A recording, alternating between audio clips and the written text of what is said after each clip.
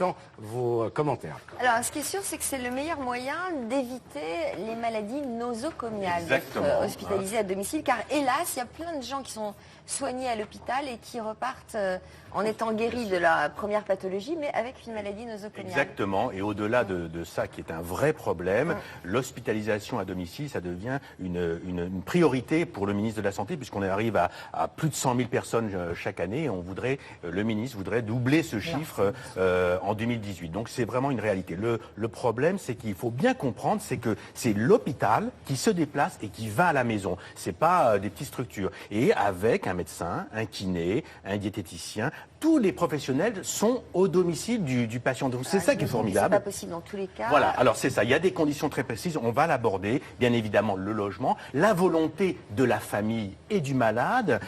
Et puis, selon les pathologies, il est bien évident qu'il y a certaines pathologies qui nécessitent des soins lourds, des traitements et des appareils de radiologie lourds. On ne peut pas le faire à la maison. Mais dans certains cas, on peut le faire. Et c'est ça qu'il faut montrer. Et puis, Sophie, il y a aussi un point important. Malheureusement, il faut en parler aussi. C'est que ça coûte beaucoup moins cher à la sécurité sociale d'hospitaliser les gens chez eux. Et donc ça, c'est un élément fondamental. Et si derrière, il y a des professionnels... Malgré les déplacements des professionnels bien sûr, parce que vivre une journée à l'hôpital, c'est très cher, alors qu'à la maison, c'est beaucoup moins... et puis, c'est au service du malade. Là, on va au service du malade. Alors qu'à l'hôpital, vous savez, les gens, ils peuvent attendre toute une après-midi sans qu'il y ait une présence dans la chambre. Donc, il n'y a pas photo. Moi, je vous propose tout de suite de voir justement un patient qui a choisi avec son épouse cette hospitalisation à domicile. Vous allez voir ce qu'il en pense. Le jour se lève ici en région parisienne. Joël, 63 ans, est déjà réveillé. Depuis 5 ans, il souffre d'escarres dans le bas du dos. Normalement, il devrait être à l'hôpital, mais comme plus de 100 000 Français chaque année, il a choisi en accord avec son médecin d'être hospitalisé à la maison auprès de son épouse, Dominique. L'hospitalisation à domicile, eux, organisent tout. Vous rentrez chez vous, tout est organisé. C'est-à-dire le lit est là, le matelas est là, et le patient, Joël, est rentré, il s'est installé directement dans son lit, on vous livre le matériel. Alors qu'à l'hôpital, ils vous font les soins le matin, et l'après-midi, vous les revoyez que le soir, quoi. Que le soir. Donc toute la journée, vous êtes seul. Seul. Et l'hôpital seul, c'est pas évident. Et ce matin, il attend son équipe médicale, une infirmière et une aide-soignante de l'organisme d'hospitalisation à domicile. Bonjour Madame Guéret. Voilà. Alors, comment ça va aujourd'hui? Elles doivent changer les pansements des escarres de Joël. Un soin hyper technique avec toutes les règles d'hygiène pour accélérer la cicatrisation. Et ce pansement, vous devez le faire tous les jours ? Non, on le fait 3 fois par semaine. C'est un soin complexe qui se fait en 1 heure, 1 heure et quart. Vous travaillez comme si on était à l'hôpital ? On travaille comme si c'était à l'hôpital, oui, exactement. On fait hygiène de main, on prépare le champ, on prépare le matériel. Les conditions nécessaires pour un maintien à domicile et une prescription d'hospitalisation à domicile sont un médecin hospitalier qui peut prescrire l'hospitalisation à domicile ou le médecin généraliste, le passage du médecin généraliste de façon régulière et fréquente pour évaluer l'état du patient, et puis un domicile qui peut se prêter à ce retour à la maison avec la possibilité d'installer du matériel, que ce soit un lit médicalisé, un lève-malade, un verticalisateur, et accueillir tout le matériel qui va être nécessaire pour les soins du patient. Parallèlement aux soins, Joël, paralysé depuis l'âge de 17 ans à la suite d'un accident, reçoit aussi la visite d'autres professionnels. Un dermatologue qui vérifie l'état de ses escarres, mais aussi un diabétologue car il souffre également de diabète. Avant de partir, l'infirmière fait le point sur les soins à venir et en profite pour prendre l'attention de Joël. 11-8, tout va bien. Vendredi.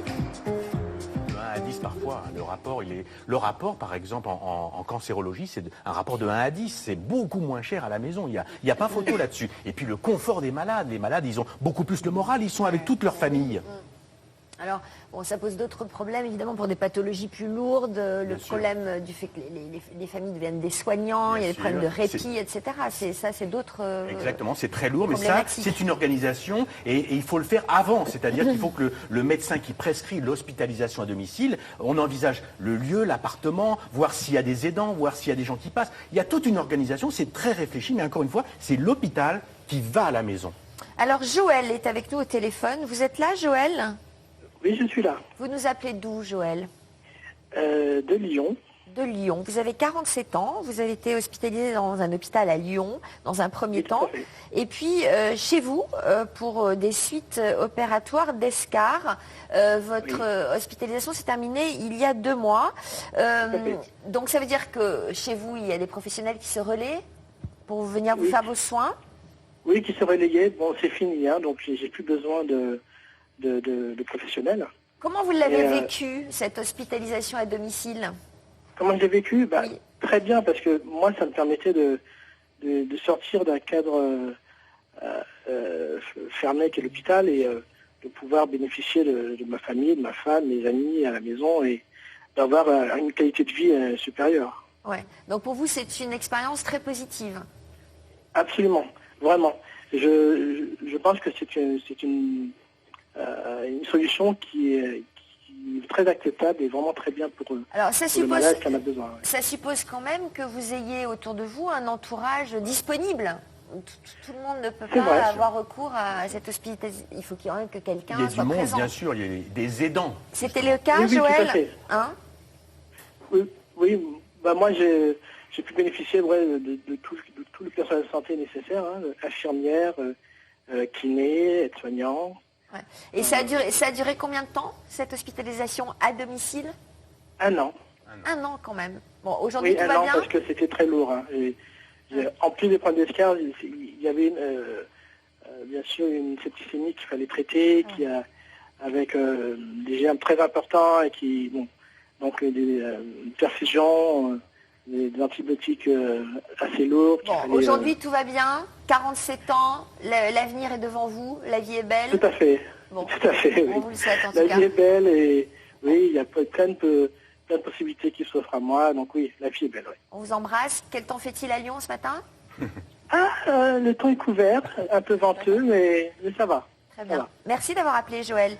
Un retour sur la carte. Oui, il faut rappeler qu'il faut d'autres progrès, parce que regardez une carte de France pour bien comprendre que c'est très inégal par rapport à l'ensemble du territoire. Vous voyez, le Nord-Pas-de-Calais est bien desservi en hospitalisation à domicile. En revanche, l'Alsace, il y a encore beaucoup de choses à faire. Mais vous savez, c'est une organisation et c'est quelque chose, ces sociétés d'hospitalisation à domicile doivent respecter des procédures. Donc c'est pour ça que les choses sont longues, mais petit à petit, ça va se mettre en place. Encore une fois, il faut rappeler ce que vous avez dit. Et dans ce cas-là, on a le droit de choisir, c'est-à-dire qu'on est en mesure de demander à être hospitalisé à domicile. Oui.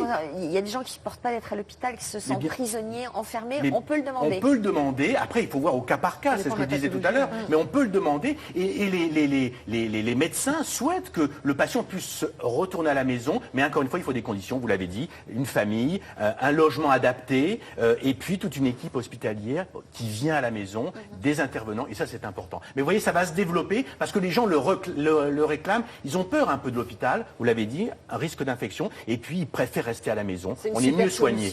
Mais oui, on est mieux chez soi quand même. Alors, quelqu'un qui est hospitalisé dans ses anniversaires aujourd'hui, qu'on embrasse évidemment.